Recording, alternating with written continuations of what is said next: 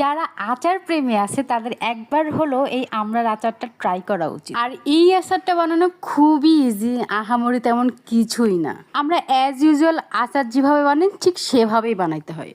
তো তার জন্য আমরা ছালগুলো ছিলে আমি আমড়াগুলো পরিষ্কার করে নিয়েছি। তো এখন একটা গ্রেটার দিয়ে আমি সবগুলো আমরা গ্রেট করে নেব। তো আমার আমড়াগুলো কিন্তু গ্রেট করা হয়ে গিয়েছে। তো এখন আমি চুলায় একটা ফ্রাই প্যান দিয়ে দিব।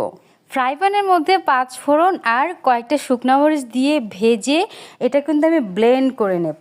এবার ফ্রাই প্যানের ভিতরে আমি সরিষার তেল দেব, দেন এর মধ্যে দেব হচ্ছে রসুন কুচি, শুকনো মরিচ গোটা, 3-4টা এলাচ আর দারচিনি, তারপর তেজপাতা। এরপর এই সবগুলো এখন একটু ভালো করে ভেজে নেব। ভেজে নেওয়া হয়ে গেলে এর মধ্যে এখন গ্রেট করা আমড়াগুলো দিয়ে দিব। আমড়াগুলো দেওয়ার পর